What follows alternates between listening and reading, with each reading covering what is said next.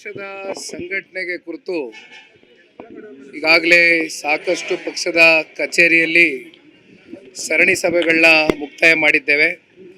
ಇವತ್ತು ವಿಶೇಷವಾಗಿ ನಮ್ಮ ತುಮಕೂರು ಜಿಲ್ಲೆಗೆ ಸಂಬಂಧಪಟ್ಟಂತೆ ಇಡೀ ರಾಜ್ಯದಲ್ಲಿ ಇವತ್ತು ಏನು ಸದಸ್ಯತ್ವ ನೋಂದಣಿ ಹಾಗೂ ಬೂತ್ ಕಮಿಟಿ ರಚನೆ ಆಗಬೇಕು ಅಂತಕ್ಕಂಥದ್ದು ಚರ್ಚೆಗಳು ಪ್ರಾರಂಭ ಆಗಿದೆ. ಅವೆಲ್ಲವೂ ಕೂಡ ಈಗಾಗಲೇ ಹೋಮ್ವರ್ಕು ತಯಾರಿಗಳನ್ನ ಮಾಡ್ಕೊಂಡಿದ್ದೇವೆ. ಆ ಹಿನ್ನೆಲೆಯಲ್ಲಿ ಇವತ್ತು ಭೇಟಿಯನ್ನು ಕೊಟ್ಟಿದ್ದೇವೆ. ಚನ್ನಪಟ್ಟಣ ಉಪಚುನಾವಣೆ ಕೇವಲ ಚನ್ನಪಟ್ಟಣದಲ್ಲಿ ಅಷ್ಟೇ ಅಲ್ಲ, ಇವತ್ತು ಸಂಡೂರು ಇರ್ಬೋದು, ಶಿಗ್ಗಾವಿನಲ್ಲಿರ್ಬೋದು, ಚನ್ನಪಟ್ಟಣ ಮೂರು ಕಡೆ ಇವತ್ತು ರಾಜ್ಯದಲ್ಲಿ ಉಪಚುನಾವಣೆಗಳು ನಡಿಬೇಕಾಗಿರ್ತಕ್ಕಂಥದ್ದು.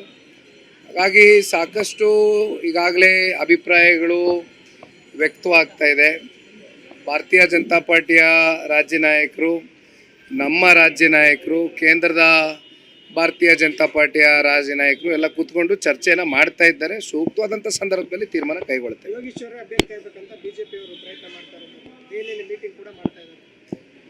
ಚರ್ಚೆಗಳು ಆಗಬೇಕಾಗ್ತದೆ. ಆರೋಗ್ಯಕರವಾದಂಥ ಒಂದು ಚರ್ಚೆಗಳು ಆದಾಗಲೇ ಫಲಿತಾಂಶ ನಮ್ಮ ಪರವಾಗಿ ಬರಲಿಕ್ಕೆ ಸಾಧ್ಯ.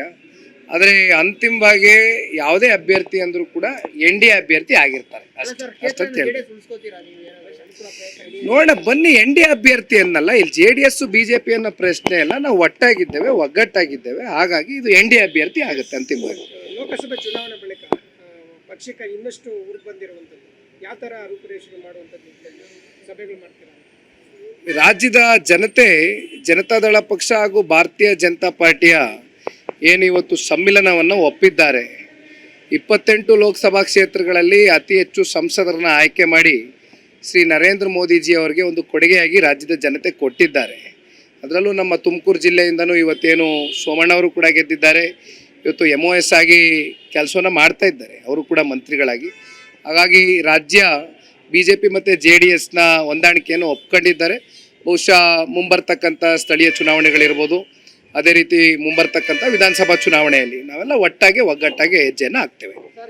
ದರ್ಶನ್ ಅವ್ರ ಕೇಸಿಗೆ ಸಂಬಂಧಪಟ್ಟ ಹಾಗೆ ಪದೇ ಪದೇ ಅವರು ಕಾನೂನನ್ನ ಮೀರುವಂತಹ ರೀತಿ ನಡ್ಕೊಂತಾ ಇದ್ದಾರೆ.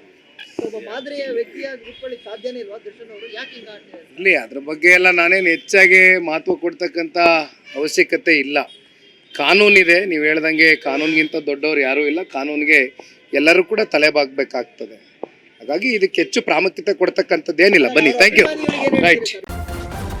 ನ್ಯೂಸ್ ಫಸ್ಟ್, ನಿರ್ಭೀತಿಯಿಂದ ನಿಮ್ಮ ಪರವಾಗಿ.